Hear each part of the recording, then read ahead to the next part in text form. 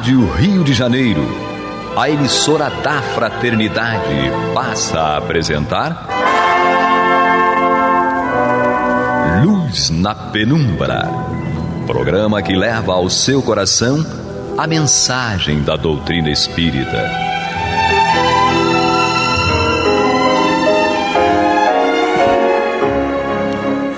E com vocês, André Afonso Monteiro, para o estudo do livro A Gênese, da obra codificada por Allan Kardec. Olá, amigo ouvinte, internauta da Rádio Rio de Janeiro. Eu sou André Monteiro. Comigo aqui hoje, mais uma vez, retornando, depois de algum breve tempo, espaço de tempo, o nosso querido Alexandre Almeida. Seja bem-vindo, Alexandre. Obrigado, André. Um abraço a todos. Votos de muita paz. E na técnica, o nosso sempre amigo estimado Jefferson.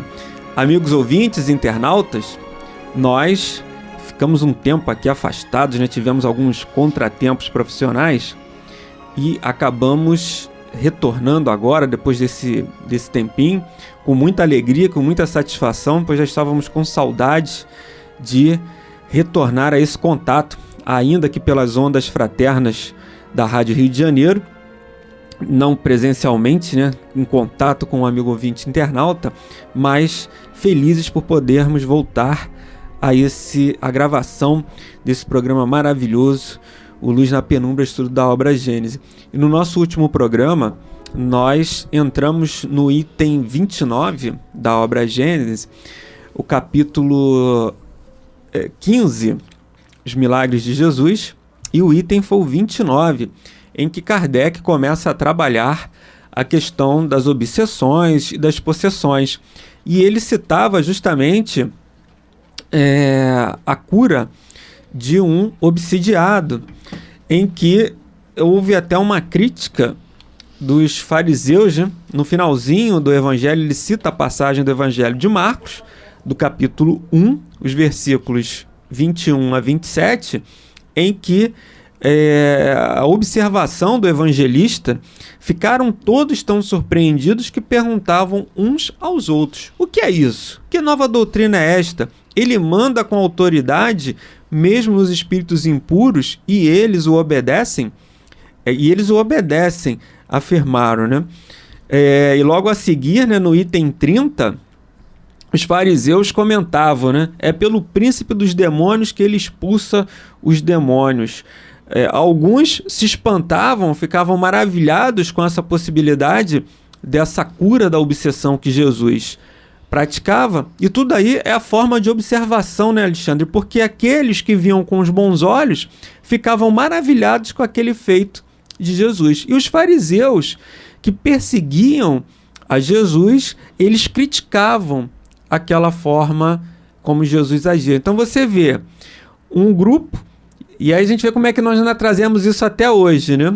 Tem aquele que observa o lado ruim, se é que existe lado ruim, aqueles que ficam com o lado bom da obra e aqueles que ficam buscando coisas negativas para poderem criticar. Então você vê, o evangelista diz, né? Após terem saído, apresentaram-lhe um homem mudo, possesso do demônio. Expulso o demônio, o mudo falou. A multidão foi tomada pela admiração e o povo dizia: jamais se viu nada semelhante em Israel. Mas os fariseus, ao contrário, diziam: é pelo príncipe dos demônios que ele expulsa os demônios. Esse está no Evangelho de Mateus, capítulo 9, versículos 32 a 34. Então você vê que interessante, né?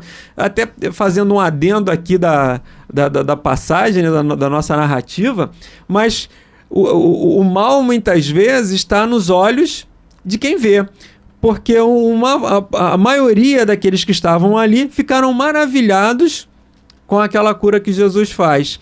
E os fariseus que perseguiam, que já tinham aquela predisposição e aquele preconceito em relação a Jesus, criticavam a sua ação. Verdade, porque as pessoas que estavam ali a observar estavam atentas justamente ao resultado positivo, como você colocou. Sim. A ação no bem. Ou seja, uma pessoa trazia algum problema, uma problemática de natureza, seja ela física ou espiritual, e Jesus o socorreu. Então, naturalmente, essas pessoas de boa fé estavam ali observando, puxa vida, que maravilha, essa pessoa deixou de sofrer, que coisa boa. E ainda que o ponto de interrogação fosse, como será que esse homem faz isso? Mas estava dentro tudo de um contexto ali da fraternidade. Ao contrário, aqueles que tinham algum motivo, como você ressaltou muito bem, para perseguir, estavam ali impregnados do preconceito ou da má fé. Então já procuravam um outro argumento ou uma outra teoria para explicar ou até mesmo justificar aquele fenômeno. Não, com exagero, Jesus tratava esses fariseus como hipócritas, porque na verdade Jesus sabia que eles, os fariseus, estes sim, tinham algum conhecimento sobre aquele fenômeno, porque eram doutores da lei, tinham um conhecimento maior acerca das questões da própria doutrina, né, judaica, e o que a turba não tinha. Então, naturalmente, essa má fé, esse preconceito lançado, como não, se é um demônio, ele está trabalhando em nome do demônio, porque ele está ungido dessa autoridade infernal.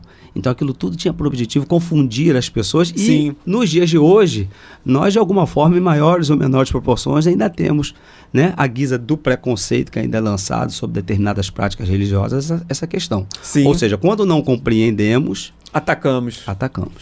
Muito bem. E aqui no item 31, Kardec vai narrando, retratando, né, outras possibilidades, essas agora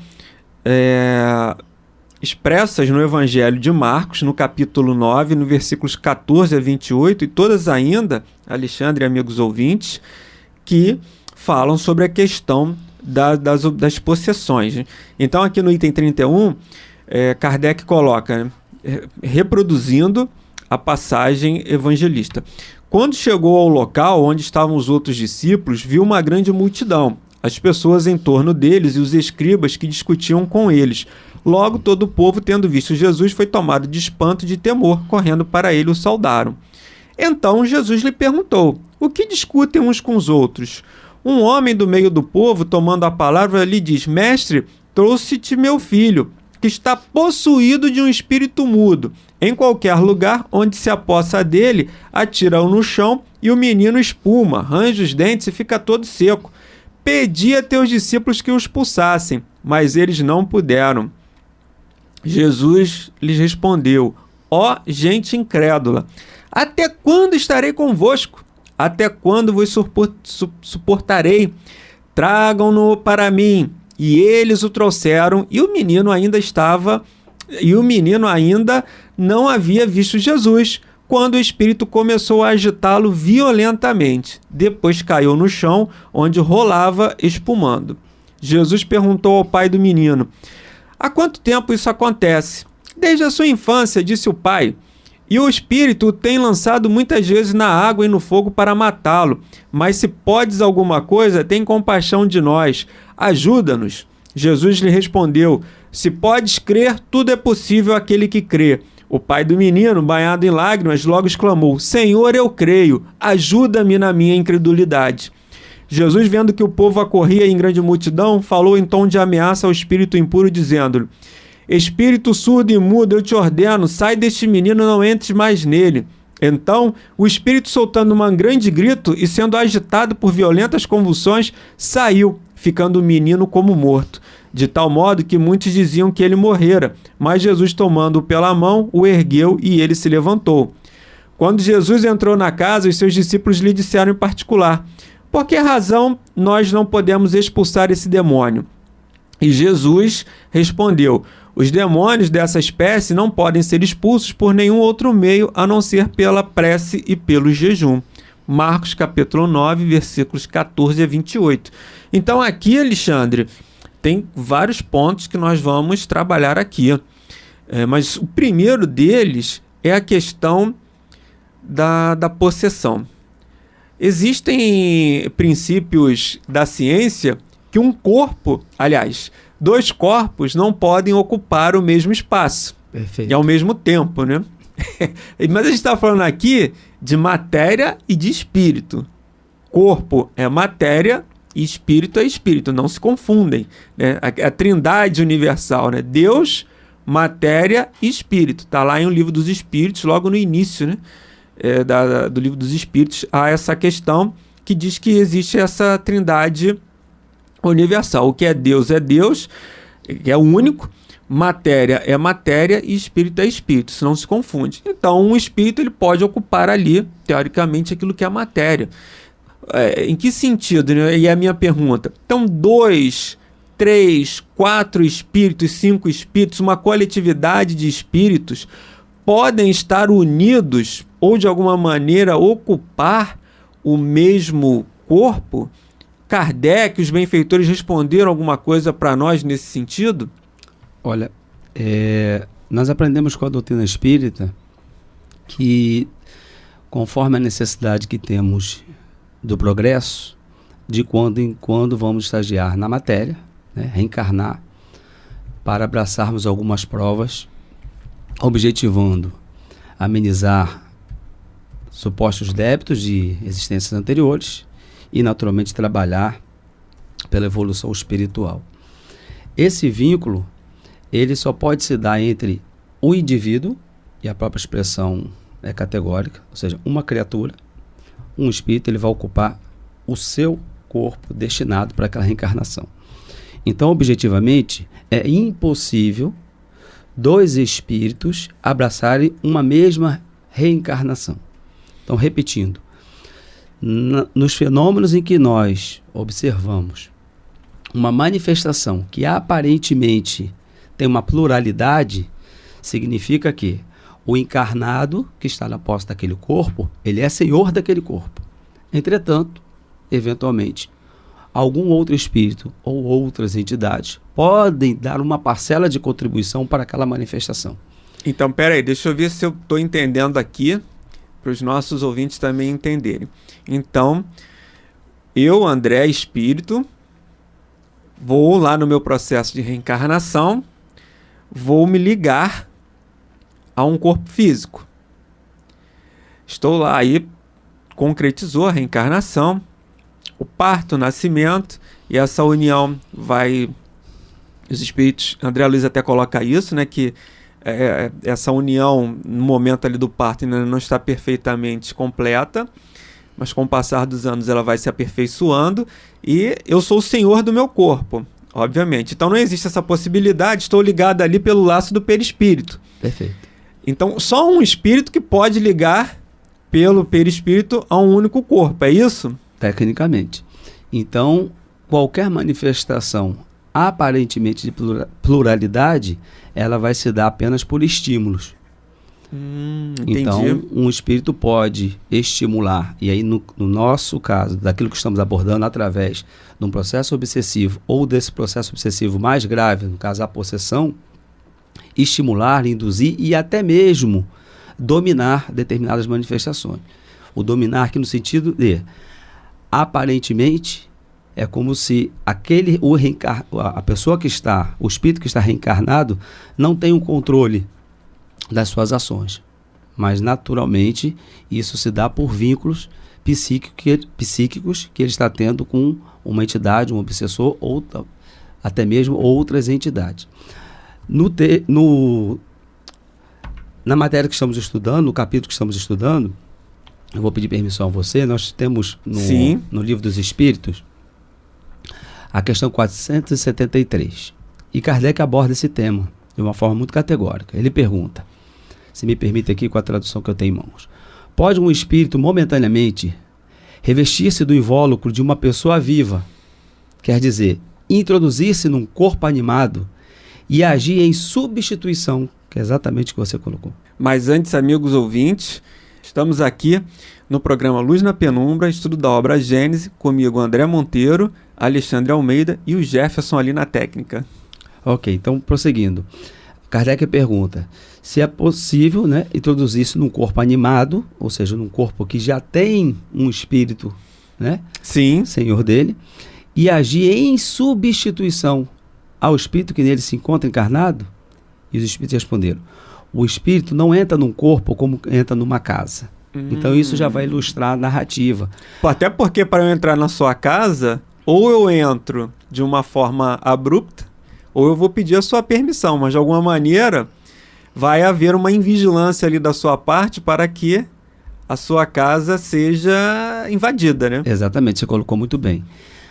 Em que pese os casos mais graves de obsessão ou de possessão, há sempre quem está ali senhor daquele corpo é o encarnado. Então, ele vai ter sempre a condição de reverter aquela questão, seja através da sua própria força, porque muitas das vezes esse processo está se desenvolvendo com a sua anuência, como você falou, com a sua permissão.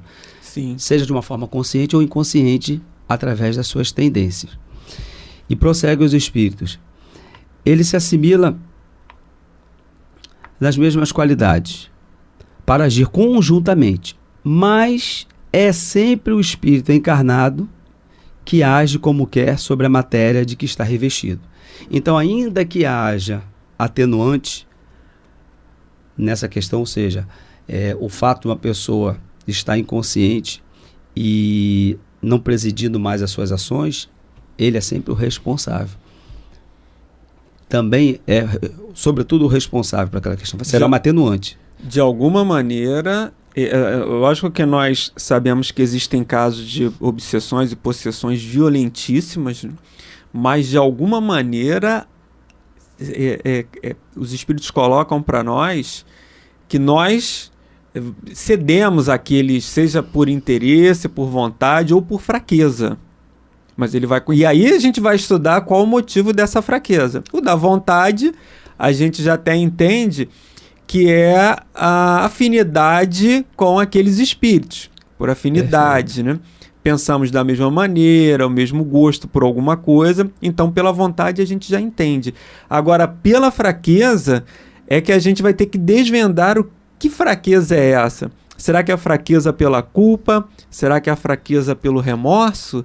Será que é a fraqueza de alguma forma não termos a necessária segurança e confiança e essa insegurança de deixar que o espírito domine as nossas ações, a nossa vontade?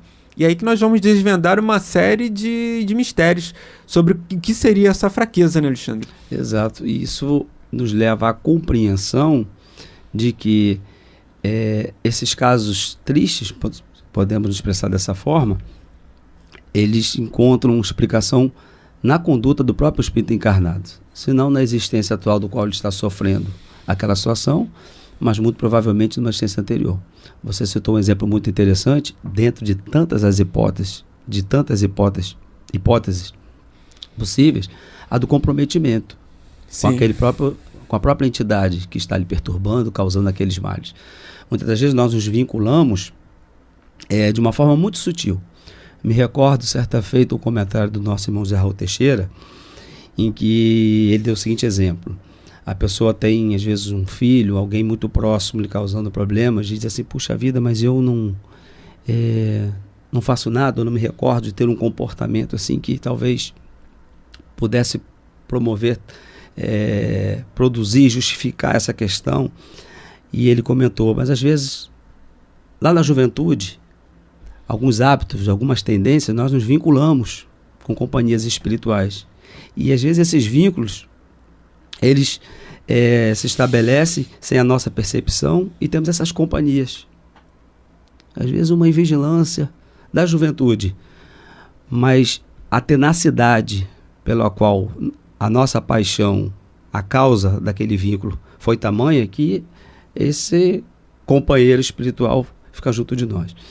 Então, nós podemos, numa determinada existência, ter tido algum comprometimento ou estabelecido algum vínculo com uma entidade que vai, seja pela paixão, seja pelo rancor, pelo desejo de vingança, estabelecer conosco um vínculo muito grande. E aí, como você colocou muito bem, a invigilância, as más tendências, a nossa fragilidade, a nossa falta de conhecimento espiritual, tudo isso são situações que podem ir minando esse vínculo a ponto do nosso psiquismo e cedendo como se fosse um pasto que vai alimentando o assédio de quem deseja vincular. Às vezes começa com um vampirismo, um processo obsessivo, até chegar ao exemplo que estamos estudando. Muito bem.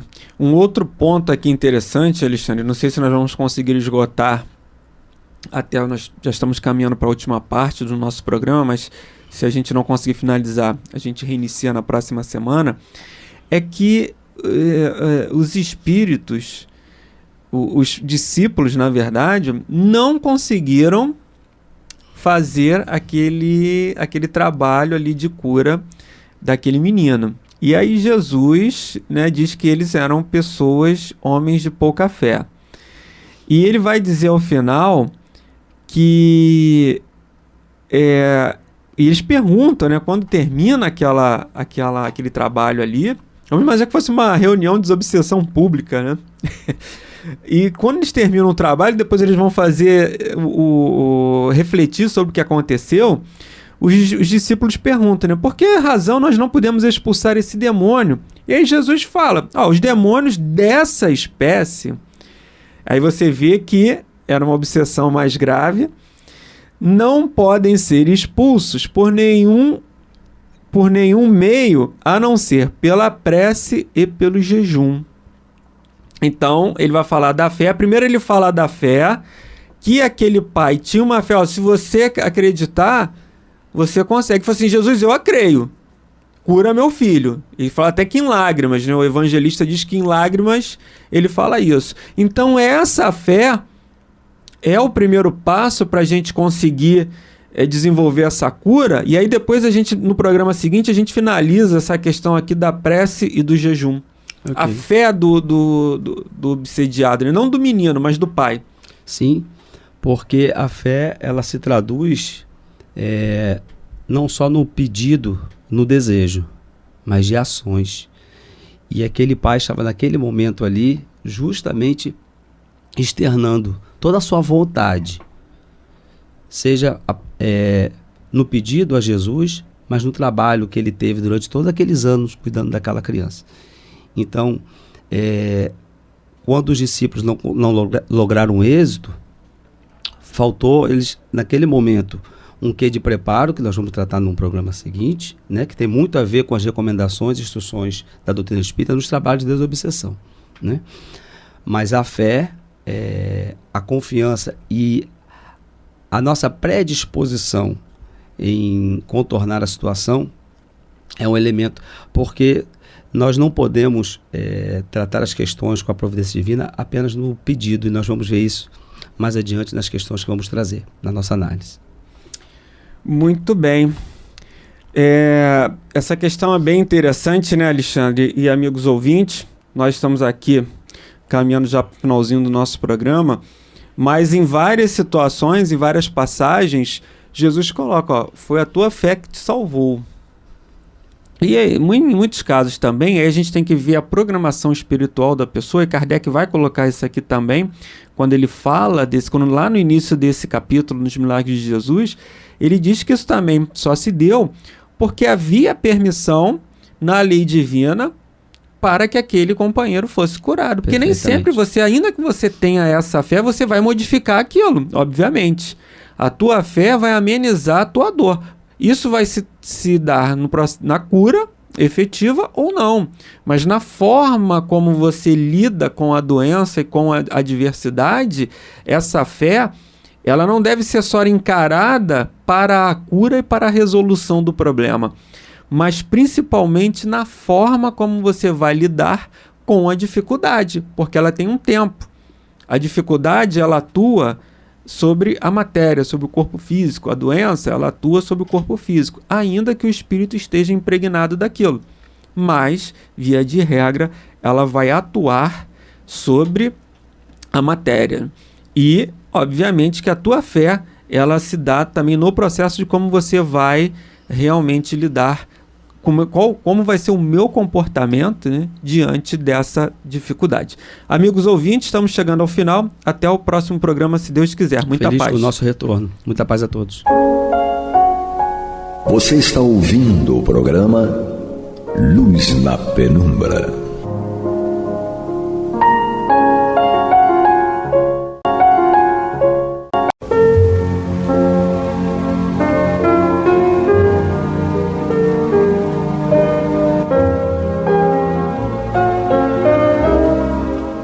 Rádio Rio de Janeiro está levando ao seu lar e ao seu coração a mensagem consoladora da doutrina espírita, através do programa Luz na Penumbra.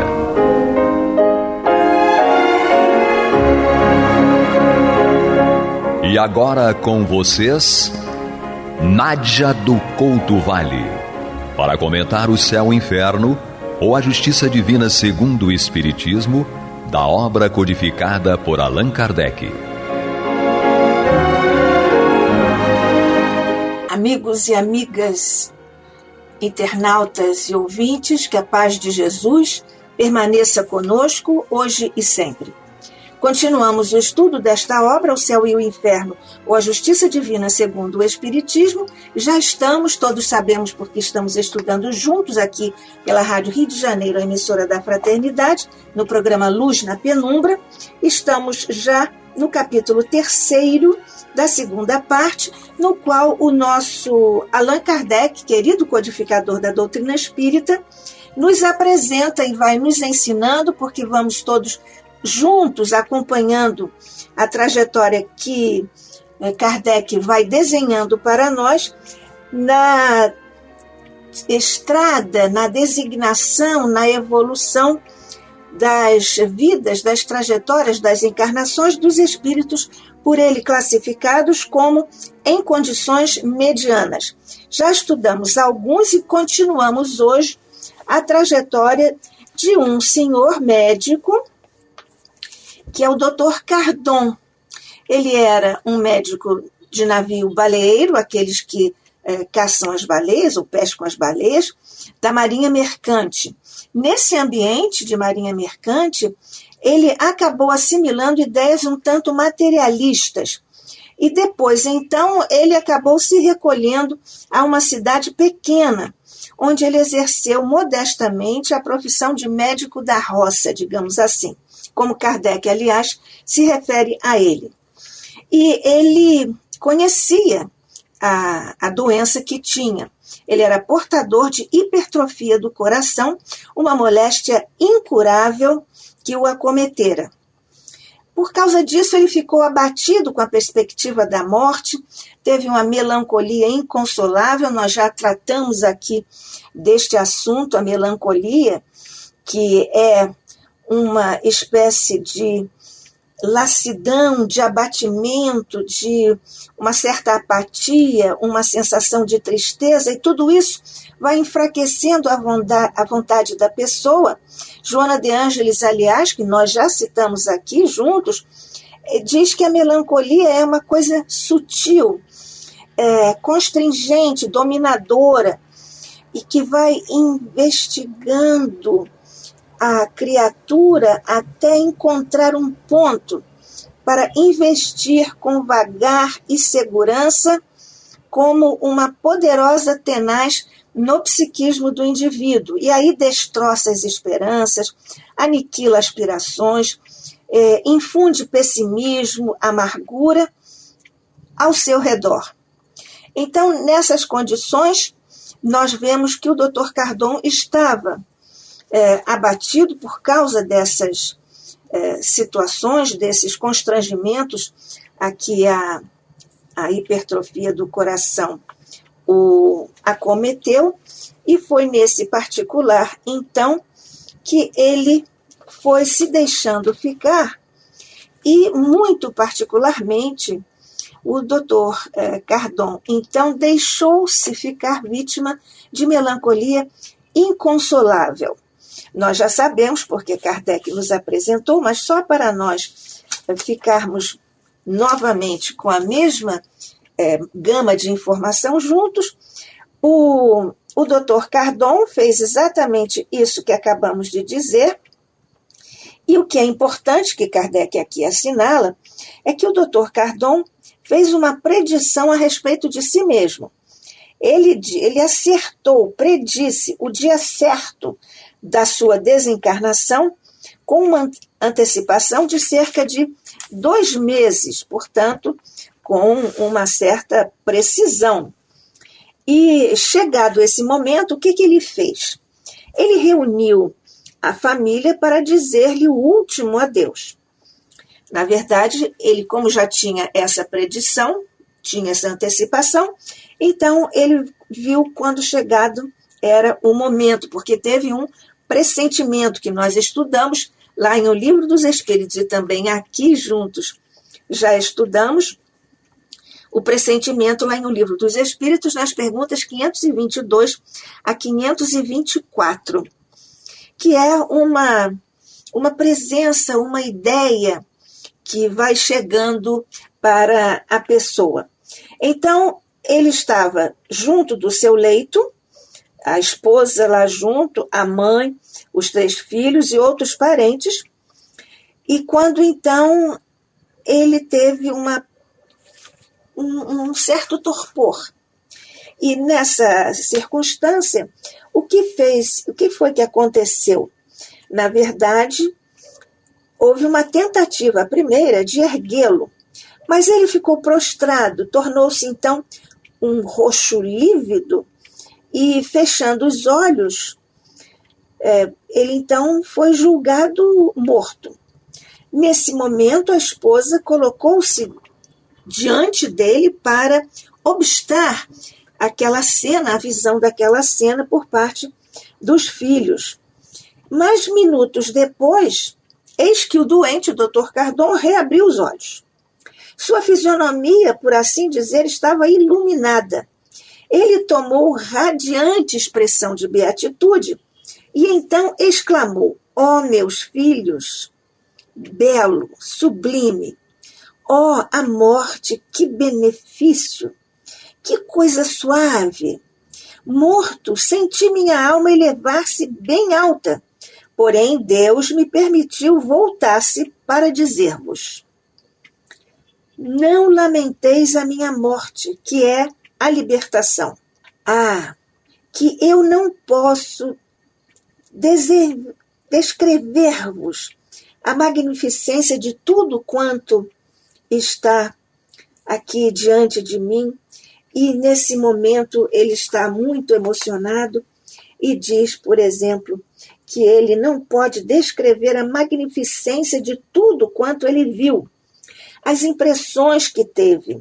E ele conclui: mas não poderíeis compreendê-las. Ó meus filhos, comportai-vos sempre de modo a merecer esta inefável felicidade reservada aos homens de bem. Vivei conformemente aos preceitos da caridade. Do que tiverdes, dai uma parte aos necessitados. Então, logo na sequência, ele também se dirige à mulher. Após essa volta, digamos, esse despertar do que nós estudamos como EQM ou EPM, nós já falamos sobre isso aqui juntos, que é experiência post-mortem, depois da morte, a primeira, não é?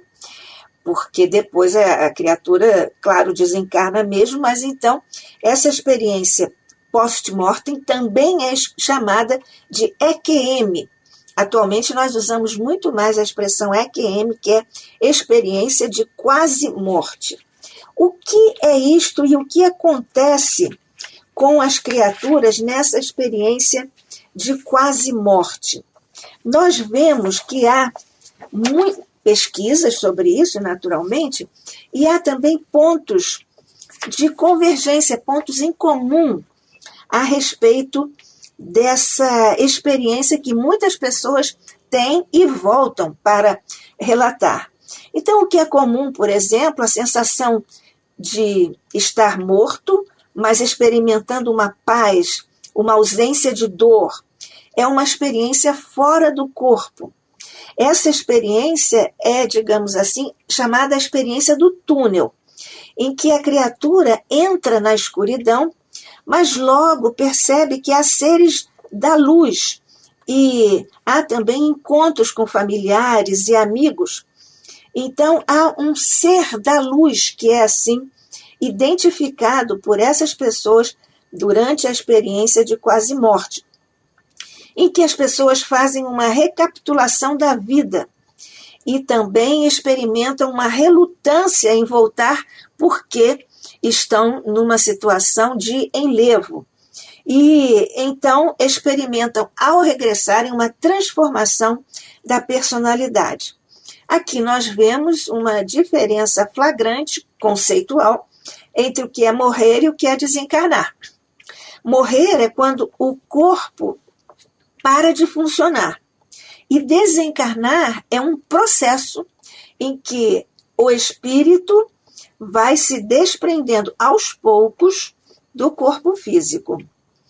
Então, na verdade, uma saída consciente do corpo quando se afrouxam os laços que prendem ao corpo e depois a criatura sente-se mais leve, levitando acima do corpo e, quando é o caso, ela ouve o que os médicos estão dizendo, empenhados na frenética corrida contra a morte, porque aí, naturalmente, pensam numa ressuscitação.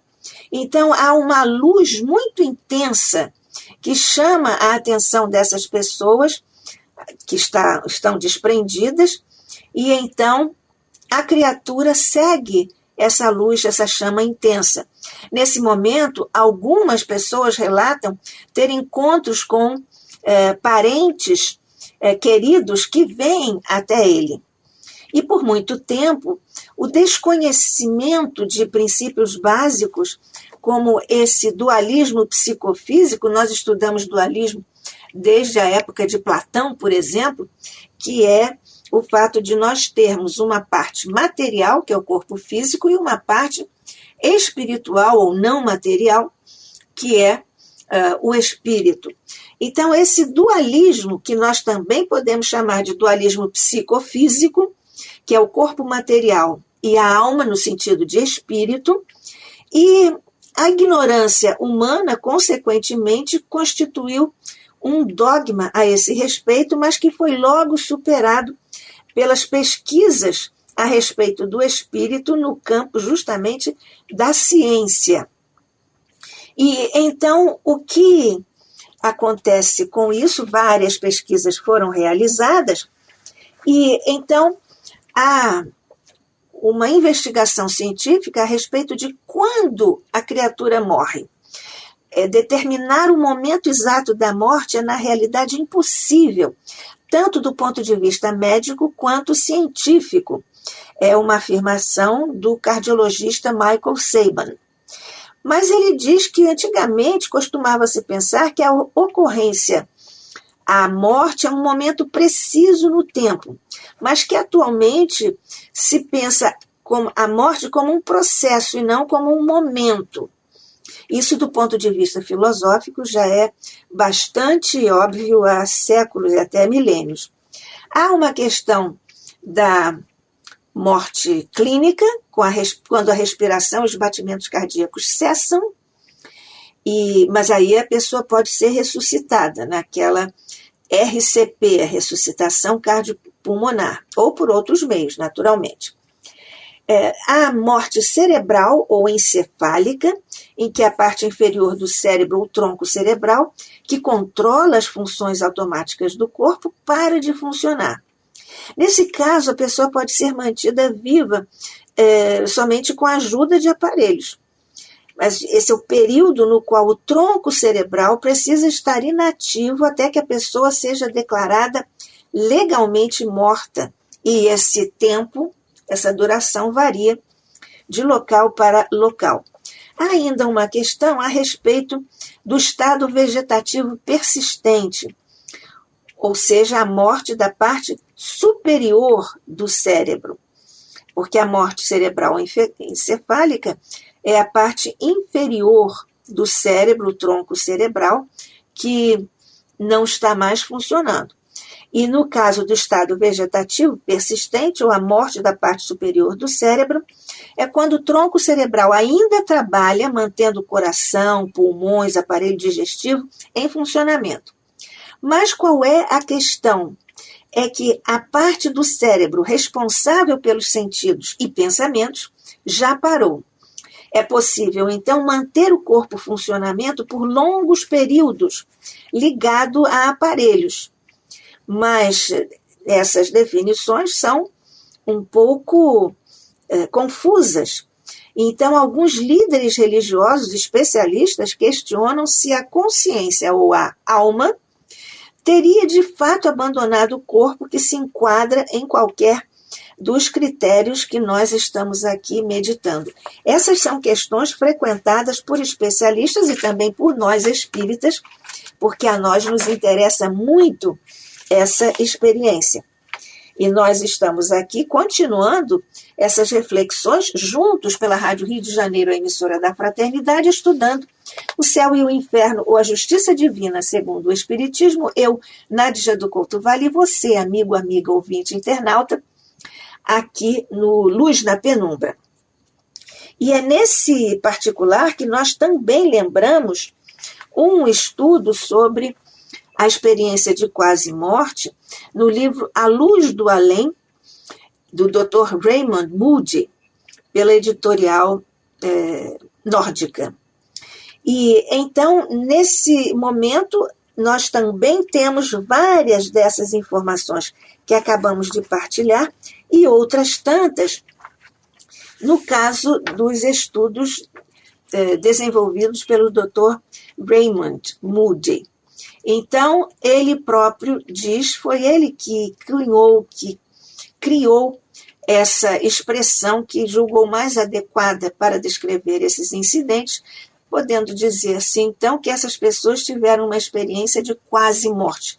Ele é que fundou, ou cunhou, criou essa expressão. Ele diz que foi no primeiro livro dele, A Vida Depois da Vida, e que depois outras pessoas também deram outras denominações, viagens ao outro mundo, um voo solitário ao encontro do absoluto, uma mudança de nível, visões de proximidade da morte, etc. Mas o Dr. Raymond Jr., Moody, ele diz que há essas experiências comuns a todos. Nesse livro que nós citamos, A Luz do Além, ele diz que aqueles que vivenciaram e conheceram todos ou alguns dos seguintes eventos trouxeram essas informações.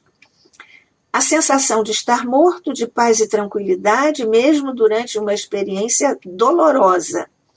A separação do corpo, a entrada num túnel ou em uma região escura, a rápida ascensão para o céu, o encontro com parentes e amigos já falecidos, banhados numa aura de luz. O encontro com um ser supremo, a recapitulação da própria vida e a relutância em retornar para o mundo dos vivos. E ele diz que isolou esses elementos, portanto, ao longo de mais ou menos duas décadas de pesquisa pessoal, que ele começou assim por acaso, quando aos 20 anos era um estudante de filosofia na Universidade de Virgínia. E ele disse que participava de um seminário, então ele declara como é que ele enveredou por esse mundo de pesquisa nesse particular. É também um nome muito especial no estudo do tema a doutora Elizabeth Kubler-Ross. É uma especialista em escatologia e ela própria experimentou isso e disse que a morte é uma experiência doce e positiva. Ela é pesquisadora e é um nome muitíssimo respeitado nesse particular, no caso de EQM, de experiência quase morte, ela própria tendo dado a sua declaração, o seu depoimento a esse respeito. Então, nós vemos que o Dr. Raymond Jr. tem essa pesquisa, Moody Jr., a doutora Elizabeth Kubler-Ross e outros tantos pesquisadores que continuam investigando esse fenômeno absolutamente instigante para todos nós. Para nós espíritas, nós temos informações suficientes, mas é por isso que nós entendemos por que o Dr. Cardon primeiro teve pressentimento e fez uma predição a respeito da sua própria morte uns 2 meses antes do fato ocorrer. Quando o fato ia ocorrer, ele foi julgado morto e, como nós já lembramos aqui juntos, e assim A esposa viu que ele estava ali assumindo a cor de um roxo lívido e fechou os olhos, então ele foi julgado morto.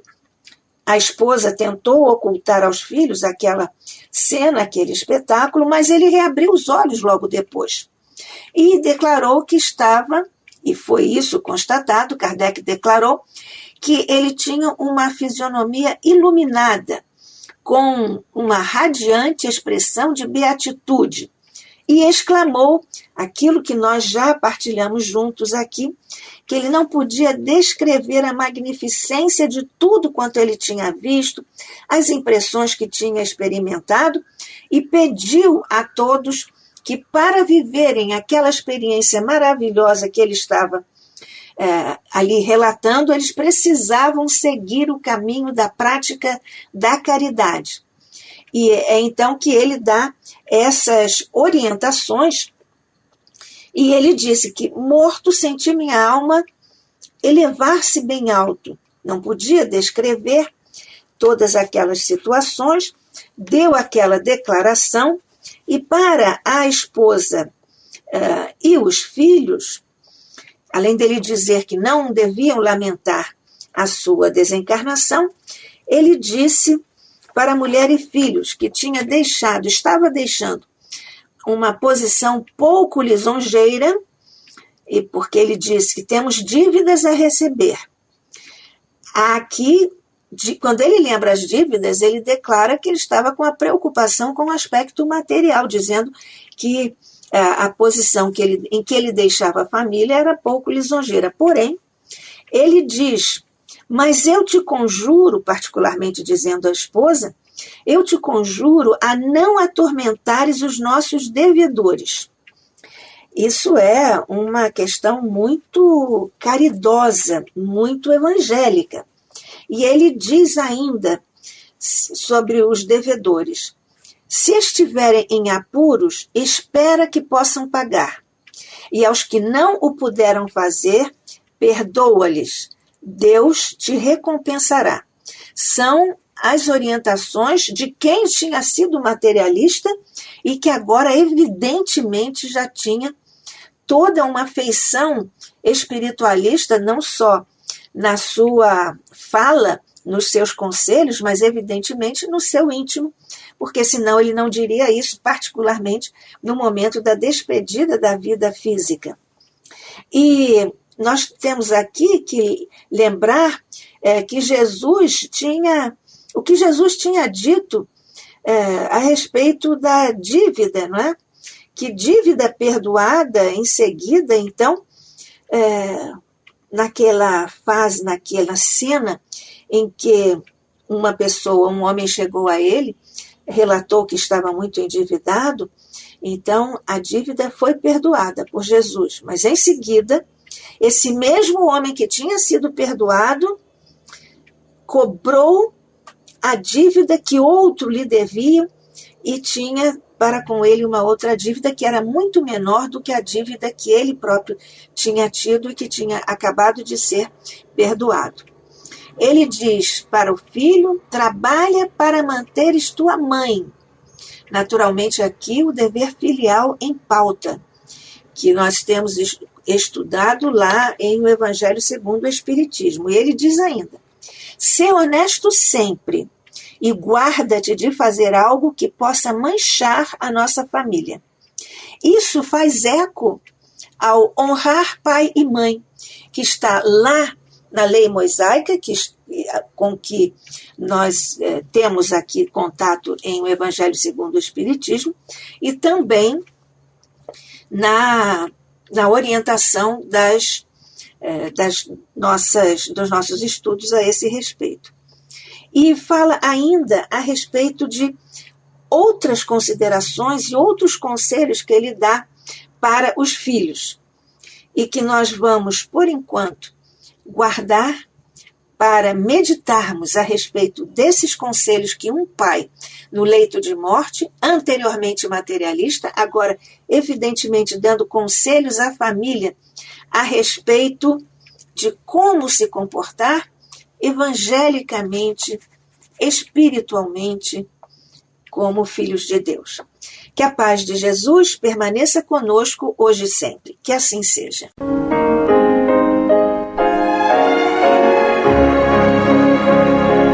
E vamos ouvir agora a prece de encerramento de nosso programa, na voz de Geraldo de Aquino.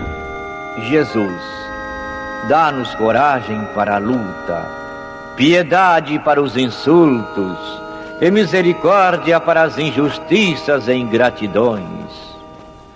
Limpa nossa alma de inveja e ambições mesquinhas, de ódio e de vingança o nosso caminho.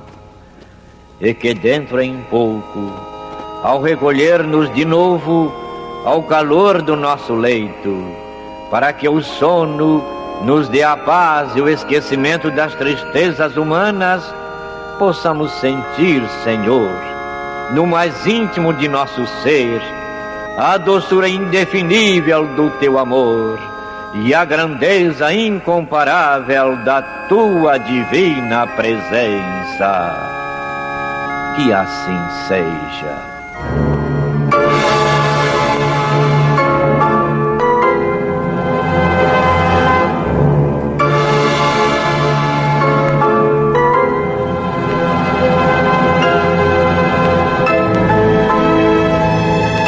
Acabamos de apresentar o programa Luz na Penumbra, que voltará a ser apresentado amanhã às 21 horas nesta emissora.